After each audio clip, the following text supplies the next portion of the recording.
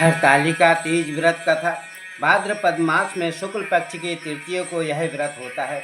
मंदार के फूलों की माला से गुथी वेणी और दिव्य वस्त्रों से सुसज्जित माँ पार्वती जी तथा जटाओं पर सुशोभित अर्धचंद्र कपनों के समान माला धारण किए दिगंबर भगवान शिव आपको नमस्कार है।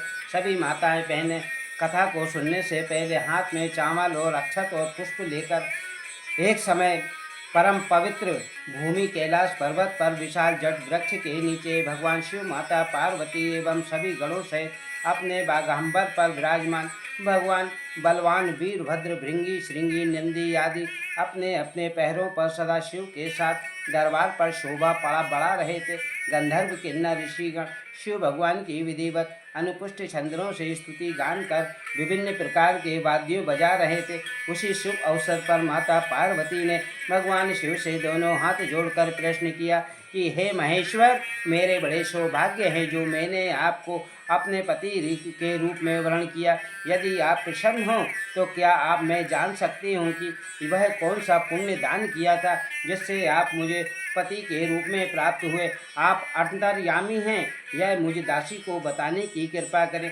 तब पार्वती जी की ऐसी प्रार्थना सुनकर भगवान शिव बोले, हे वरानरे, उस समय तुमने एक अति उत्तम पुण्य का संग्रह किया था, जो एक अति गुप्त व्रत है जिसे तुमने कहता हूँ वह ध्यान पूर्वक सुनो। यह व्रत भाद्रपद मास के शुक्ल पक्ष की तीज का व्रत है, जो हरतालिका तीज के नाम से प्रसिद्ध है। यह व्रत जैसे तारागणों में चंद्रमा, नवग्रहों में सूर्य, वर्णों में ब्राह्मण, नदियों में गंगा, पुराणों में महाभारत, वेदों में मास, इंद्रियों में मन, ऐसा यह व्रत श्रेष्ठ है।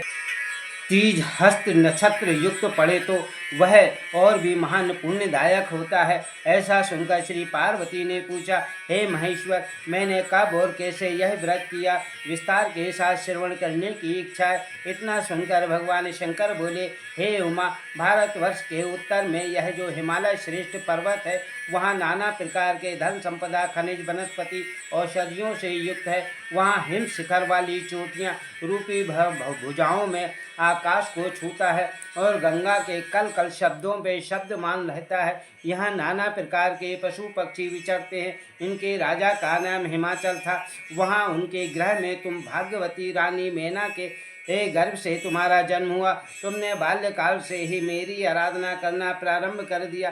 कुछ आयु बढ़ने पर तुमने हिमालय की दुर्गम गुफाओं में जाकर सहेली सहित मुझे पाने से हेतु 12 वर्ष तक तप आरंभ किया। तुमने ग्रीष्म ऋतु में बाहर चट्टानों में आसन लगाकर तप किया, वर्षा ऋतु में बाहर पानी में तप किया, हिम ऋतु में पानी में खड़े होकर मेरे ध्यान में संलग्न रही। इस प्रकार 6 ऋतुओं में तपस्या कर ली। और जब भी मेरे दर्शन ना मिले तब तुमने उधर्व मुख होकर मेरा केवल वायु का सेवन किया, फिर वृक्षों के सूखे पत्ते खाकर इस शरीर को छीन किया। तुम्हारी इतनी कठिन तपस्या करने पर भी मैं उस उपयुक्त समय की प्रतीक्षा कर रहा था जब तुम्हारी तपस्या और अधिक कठोर हो गई और तुम्हारे पिता के हृदय में तुम्हारे विवाह का विचार उत्पन्न हो। एक दिन तुम्हारे तेजस्वी स्वरूप और तुम्हारी विवाह योग्य आयु को देखकर तुम्हारे पिता को चिंता होने लगी कि मुझे अपनी ऐसी कन्या के लिए एक उपयुक्त वर की खोज करनी चाहिए। उन्हीं दिनों नारद जी भ्रमण करते हुए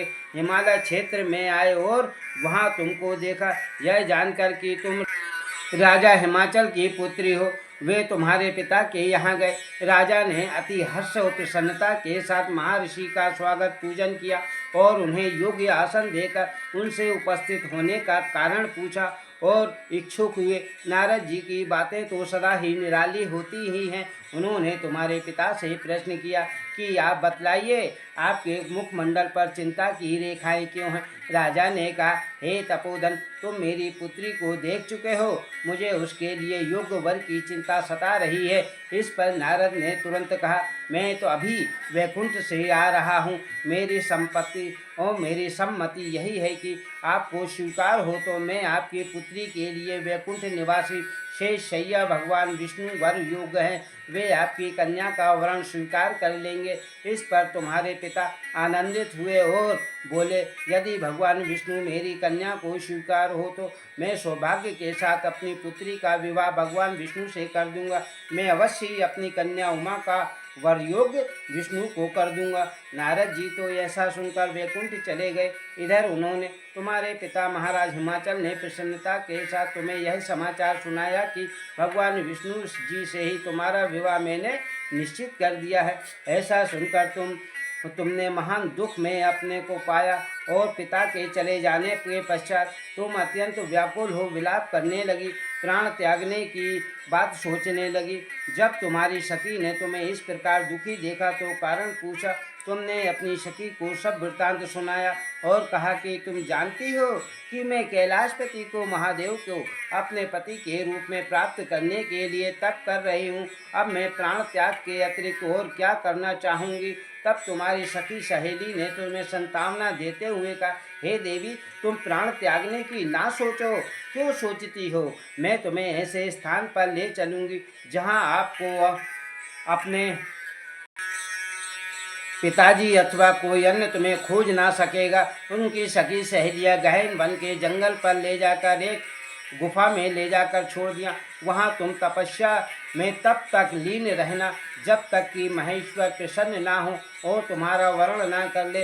इस प्रकार सहमति बता तुम अपनी सखी के साथ नदी के तट पर एक गुप्त गुफा में प्रवेश कर वहाँ मेरा नाम का तप करने लगी। भद्रपद मास शुक्ल की नक्षत्र हस्त नक्षत्र युक्त तृतीयों को तुमने उपवास रखकर बालू से शिवलिंग की स्थापना की और पूजा कर रात्रि जागरण किया। जब तुम्हारी तपस्या और व्रत पूजा में मैं आनंदित और प्रसन्न हो उठा तब मैंने तुम्हें प्रकट होकर दर्शन दिया एवं तुमसे वरदान मांगने को कहा। तुमने मुझसे लजाते हुए अपने सिर को झुकाए कहा, अब आप सब जानते हैं, यदि आप मुझसे प्रसन्न हैं तो मुझे अपनी अर्धांगिनी के रूप में स्वीकार करें। तब प्रसन्न होकर मैंने तुम्हारी मनोकामनाओं की पूर्ति करना स्वीकार कर लिया और कैलाश लौट आया। इधर तुम्हारे अपने घर से इस प्रकार बिना कहे चले जाने पर तुम्हें बहुत खोजा गया। जब घर घर और वन वन में तुम्हें बहुत ढूंढा गया, किंतु तुम्हें ना मिलने पर राजा हिमाचल कहने लगे कि हमारी कन्या को कौन सा देव दानव गंधर्व किन्नर कहाँ हर ले गया। तुम्हारे पिता तुम्हें कहीं ना पाकर और भगवान विष्णु के साथ तुम्हारा विवाह वचन भंग होने की चिंता में दुखी हो एक बार तो मूर्छित होकर गिर पड़े। इधर तुमने अपने व्रत अनुष्ठान की पूर्ति होने पर व्रत का पारायण किया, समस्त पूजन सामग्री को नदी में विसर्जित कर स्नान आदि किया। उसी समय तुम्हारे नगर निवासी मंत्री गण पिता हिमाचल के साथ वहां आ पहुँचे और तुमको सखी सहेली सहित पाकर प्रसन्न होकर प्राप्त हुए। वे तुमसे लिपट कर रोने लगे और बोले, उमा, तुम बिना बताए इस भयंकर वन में कैसे चली आई, जहाँ शेर व्याघ्र सर्प भालू हिंसक जीवों का निवास है। यहाँ तुम कैसे अब तक रह सकी? चलो अब घर चलो, देखो तुम्हारी माता आदि सभी तुम्हें इस प्रकार चले आने से दुखी हैं। यह सुनकर तुमने कहा, पिताजी, आपने जो मेरा विवाह विष्णु जी के साथ करना स्वीकार किया, इससे मैं इस वन में रहकर अपने प्राण विसर्जन करूंगी। मैं सदा शिव शंकर को अपना पति मान चुकी हूँ और उन्हें ही अपना वर्ण करना स्वीकार किया है। अतः हे तात, मुझे घर चलने को मत कहो। ऐसा सुनकर महाराज हिमाचल दुखी हुए और बोले, हे पुत्री, तुम शोक मत करो, मैं तुम्हारा विवाह भगवान विष्णु के साथ कदापि नहीं करूँगा और तुम्हारा अभिष्ट वर जो तुम्हें प्राप्त है उन्हीं सदाशिव के साथ ही तुम्हारा विवाह करूँगा। अब घर चलो। इतना सुनकर तुम खुशी खुशी अपनी सहेली के साथ नगर में आई और अपनी माता तथा सहेलियों से मिली। सभी ओर आनंद और प्रसन्नता छा गई। एक शुभ मुहूर्त में वेद विधि के साथ तुम्हारे पिता हिमाचल और माता महारानी मैना ने हमारे साथ तुम्हारा विवाह कर दिया। हे पार्वती, उसी व्रत के प्रभाव से तुमने ऐसे सौभाग्य को प्राप्त किया। यह व्रत राज मैंने अब तक किसी को नहीं बतलाया। हे सौभाग्यशालिनी सहेली ने जो तुम्हारा हरण किया था, इसी नाम से इस व्रत का नाम हरतालिका तीज पड़ा और सब व्रतों का व्रतराज हुआ।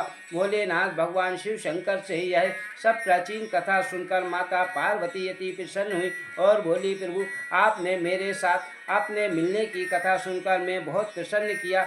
अब इस व्रत के करने से जो विधान है वह से प्राप्त होने वाला फल मुझे नहीं बतलाया, क्या फल मिलता है? कृपया करके मुझे इसके करने की विधि तथा पृथक पृथक फल को सुनाइए। इतना सुनकर भगवान सदाशिव ने कहा, प्रिय, मैं इस व्रत राज का विधान तथा फल तुम्हें सुनाता हूँ। यह व्रत सौभाग्यवती नारियां और सुंदर गुणवान पति चाहने वाली कन्याओं को करना चाहिए। भाद्रपद के शुक्ल पक्ष की द्वितीय की शाम को आरंभ करते हुए इस तीज के व्रत को धारण करें। व्रत निराहार अर्थात बिना आहार और निर्जला करना चाहिए। भगवान शिव पार्वती को स्वर्ण या मिट्टी की प्रतिमाओं को एक सुंदर वेदी पर स्थापना करें।